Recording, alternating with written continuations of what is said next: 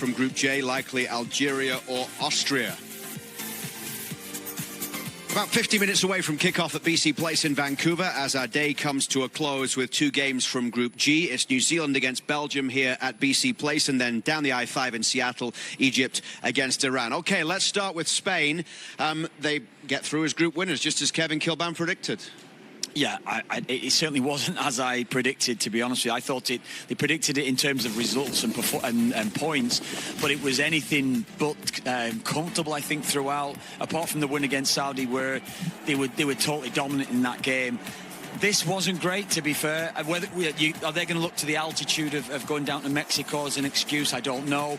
But it wasn't great, and it was a scrappy goal, a bad mistake by Muslera that's allowed Baena to win the game for them. But they didn't really create an awful lot. That's what it has to be said. And no. I think Spain are going to be stronger when they get into the knockout stages, but as it stands right now, can I change? Not confident, are you? Can I change? You're going to France. You're changing to France. No, I've got to stick with them, haven't I? I have to. You've got to have the courage of you and your convictions. But I don't think so. I don't fancy well. Not free flowing, that's for sure. Spain. They've had about 30 minutes against Saudi Arabia where they were the Spain that we expect. They were free flowing and they were playing some tremendous football, but at no point in this game of Atiba were they really at their best anywhere near it. They were just containing, controlling, to be fair, most of the time, but not looking so spectacular. Yeah, not the Spain I've been expecting to see. I thought of course they got over the line with this result here today, but not playing that type of football they're used to playing, with lots of movement, lots of creativity.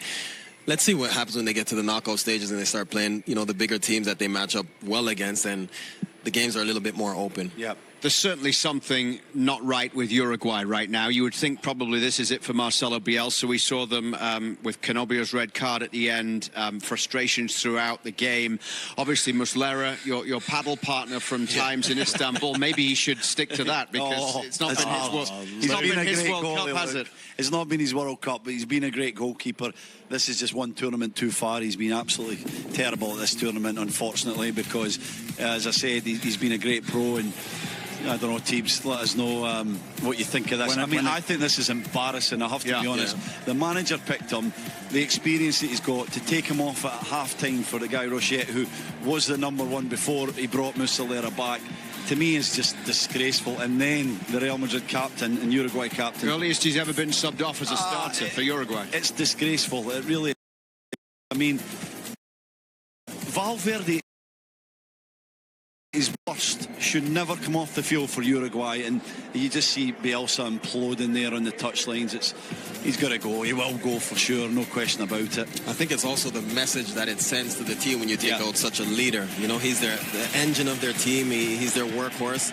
A lot of their attack, their defensive play, everything comes through him. So you're really making a statement when you take him off of the pitch. Got him grab the ref, Kev. Yeah, I know. And what I would say as well, there was just look at the players' body language during the hydration break.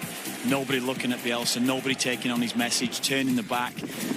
That says it all to me. Clearly there's a break between the players and the manager there, and something went seriously wrong. That squad should be getting through, shouldn't it? Yeah, absolutely should. With that group, with the calibre of Saudi and Cape Verde, we know that Uruguay, maybe potentially in some people's eyes, a dark horse team because of the quality they've got. Maybe not the level they were a couple of years ago, or maybe in the last World Cup's gone by. Qualification, they were on fire. They were one of the better sides under Bielsa, and then it just shows you how finish first, but look at that. Because in the end, they look like a side that are desperate to go home just to get the manager out of his job. And look, be honest, you kind of predicted it, Luke. You'd followed them a little bit. You'd seen them play in the last year, and things weren't right within the camp for a long time out. So maybe you would look at the Uruguayan Football Federation and you'd look at them to think that this decision could have been made a lot easier. The expanded World Cup has brought some great stories. Probably none better right now than Cape Verde getting through to the knockout stages to now play the defending champions. Remarkable. What a story. I mean, unsung heroes. This is the team with unsung heroes. We talked about them coming in, having some Premier League talent, but they've relied on everybody to get this job done. They're so impressive. Defend well, attack with purpose, throw men forward.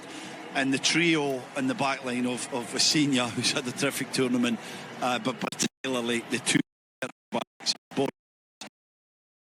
and Pico Lopez, Kev, how good they've been. That's been the foundation, the solidity. That's been the kind of benchmark that's set up this tremendous group phase. This is great. Good luck it? for them. Look at these Amazing. pictures. This is what it's all about. Isn't Yeah. it? You boys mocked Pico Lopez for playing League of Ireland football in the last Nobody game. mocked him. Actually, You did. Well, actually, it was Luke. Sorry, we Stephen. wondered why he It was never Luke. played at high Oh level. yeah, we wondered Luke why he hadn't played at a higher level. You mocked That's League not of mocking Ireland League football. of Ireland. No, you didn't. You mocked League of Ireland football, and Pico Lopez has been an amazing servant to League of Ireland football, to Irish football in general. Well, And good for him. Yeah. Shamrock Rovers. They can be so happy for him and what he's achieved in this World You Cup. think he can get a move, Kev? I don't think he'd want to be quite honest with you. Stay in Ireland rather than go to well, England or Germany or something He's like nearly that. done, isn't he? He was a banker, and he left the bank to become a professional footballer within the League of Ireland. So he's quite happy, quite content. I think he's got a good career ahead of himself Excellent. now. 0-0 for Cape Verde against Saudi Arabia, and they are through to the round of 32 at the World Cup in their first ever World Cup appearance. Continuing the countdown to kick-off in Belgium against New Zealand at BC Place. TSN Game Changing Connections is presented by Bell. Yeah, picking two superstars here, Leandro Trossard, Kevin De Bruyne. Is De Bruyne a little past it? I still think he's capable of flashing moments in games, but Trossard's been quite good, particularly in that last match, so they'll need to be at their best today. It's about time the real complete Belgium showed up and got the 3 points. TSN Game Changing Connections is presented by Bell. Connection is everything. Belgium still with work to do on the final day of group action in Group G right here in Vancouver. Belgium fans turning out in full force on their way to BC Place, but if they don't make it through, it'll be their second straight World Cup group stage exit.